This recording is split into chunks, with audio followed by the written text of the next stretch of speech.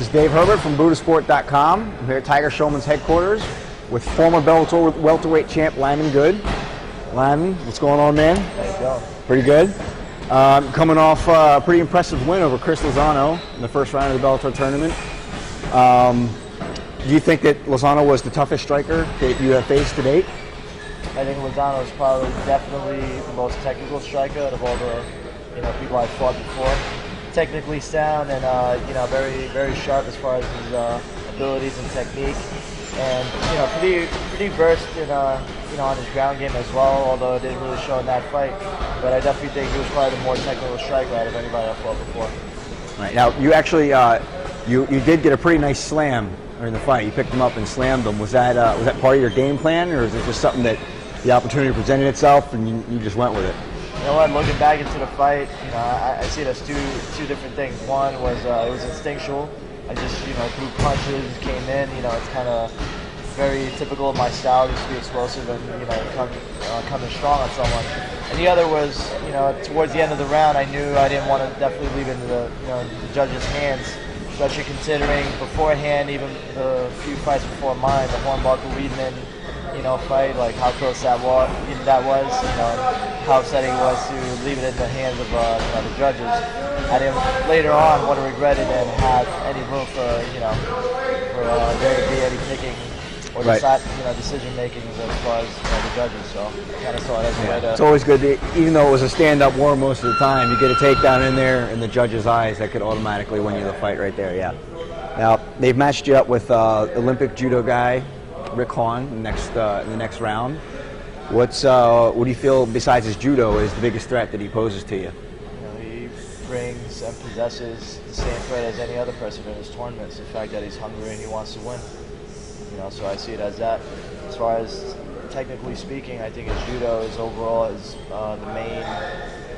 the main danger coming into this fight right now, and just what I have to prepare for. But overall, I don't see too many things that I'm that particularly worried about. But I never take anybody light, and I'm going into this fight as if it's once again the hardest fight I have today. You feel? Do you see any weaknesses in his game at all, like that stylistically you can expose? Rick Hahn's? Yeah. I think he's starting to favor a little bit of the fact that he's able to throw his hands. He's got pretty decent hands. I was watching. I was surprised that his fight against Wallhead turned out to be like a stand-up. Yeah. It was pretty cool. It was cool to watch. But I try to pick apart certain things from the opponent. I just look at I assess his strengths, and certain weaknesses. As far as his weaknesses, I don't know. I think his style. I just think in general kind of is tailor-made for my style of fighting. I don't want to get too much into like strategic-wise, how I'm going to go out into this fight, but I have my kind of like my crosshair set on something for Rick Hahn, so I'm not going to talk about that. You have your crosshairs set on Rick Hahn, or something for Rick Hahn? Like you have? Yeah, like a strategy. Okay. We're not going to give that game plan away just yet. Gotcha. All right.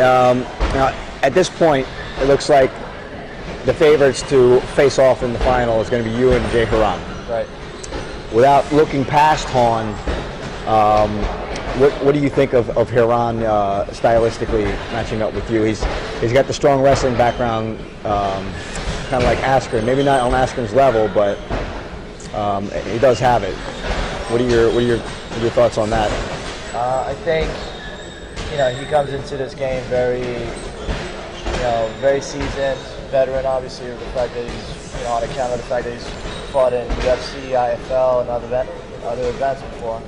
I'm not really thinking about him right now. And I'm not going to look past Hahn and think too much or worry too much about that fight, because I don't want to overlook the fact that he's going against Weedman as well. He could be Weedman might fight that's very true. Yeah. But as far as favorites, I don't really fall too much into that, or the whole concept of who people think or favor, to be in the end. I would have, idealistically, I would have liked for it to be me and Hornbuckle in the end. That would have been I think it definitely would have been epic, would have been a great fight, and it definitely would have been great for the story.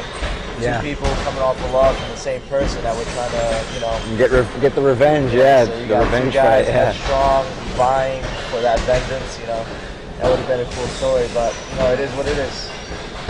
Now, speaking of Hornbuckle, you two have become kind of friendly. He has stated to me before that he would even like to train with you once this tournament's done. Is the feeling mutual? Yeah, I told him in person that same night after we fought. You know, I know he's out in Florida, he's doing his thing, and he's training out with his team. And I would definitely love for me to, you know, come through, you know, and definitely train with him. I think it would be a great experience, whether it was for a fight or not. You know, I think just for fun. You know, overall, I really like Hornbuckle. You know, as a fighter, you know, as a person as well. You know, and he's very deep-hearted when it comes to, you know, his love of competition and everything. Yeah, he does it for the love of the game, you know. He's very. He's got that intensity. Same intensity as you, actually. Yeah. Yeah. So it's not, you know, it's not too far-fetched as to why we get along so well. You know, how we can hit it off so well. But I would definitely love, you know, to train and see us train in the future. You know. Absolutely. Speaking of Hornbuckle again, the Hornbuckle Weedman fight. We're going to talk a little bit about that. Very controversial. It's kind of 50-50. All biased aside, what were your thoughts on that fight? It was pretty close. This is why most fighters say never leave it in the judge's hands.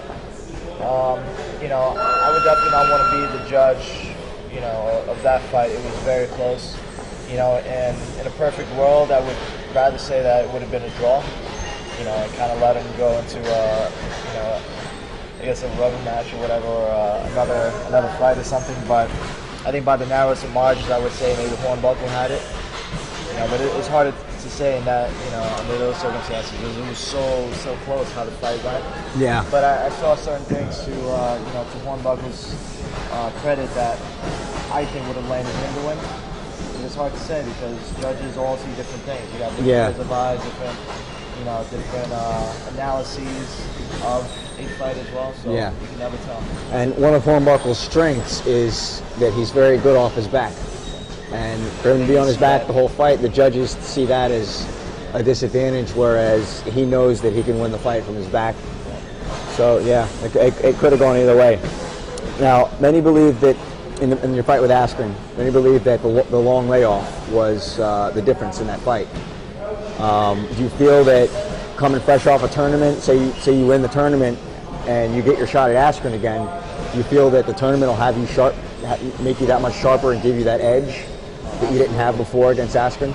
Absolutely. You know, I feel like I'm coming headstrong like a bullet, and I'm, you know, taking with me this, you know, momentum that I'm carrying from one fight to the other and to the other, going straight to Askren. You know, so I think there was definitely a lot of, you know, confidence, a lot of just, you know, being in shape and just being out there and being seasoned all year long. You know, I think it's definitely going to help me to my credit against him the second time through. Yeah, absolutely. And also, which may help you as well. We're going to start training with Eddie Alvarez soon down in Philadelphia at the Fight Factory. Give us your thoughts on training with Eddie. Are you excited? Or? Yeah, I'm, you know, definitely excited. This, you know, in today's world where the caliber of a fighter these days is just, you know, insane as to how great it is. You have to be able to cross-train. You have to be able to mix it up and throw in some variables in your equation as far as, you know, stepping up your game. So it's no surprise you got a lot of people within the East Coast, a lot of people in the tri-state area, you know, switching it up, you know, in the gyms, going to other places and training. And I think that's the best way for you to, you know, up your game, especially today where people are just getting good, and just getting better and better, you know, in mixed martial arts. You know, and on more on a personal note, you know, I like Eddie's, you know, training ethics. You know, trains very hard. He never takes a fight light, and I, you know, like the way he trains. You know, as far as like him in the gym and everything. So it's a great opportunity for me to go out there and, you know, kind of share that with him as well. You know, he's a great, you know, great fighter as well. So it'll definitely be a good experience. It'll be fun for me. Yeah, and he's kind of got that relationship going on with Frank Yeager right now, where they both, when they talk about it, they're trading secrets, and they're learning from each other. They're sponging off of each other, which could be exactly the same thing that you and Eddie could do, and maybe even work with Frankie. But that's pretty much it, man. Anything you want to say to your sponsors, fans, loyal Tiger Showman students? They all know, man. They're all my family. You know, these are people that are always out there supporting. And if it weren't for you guys, I wouldn't be out there doing what I do and doing it the way I do. You know, so thank you. April 2nd, Mohegan Sun. 1 down, 2 more to go.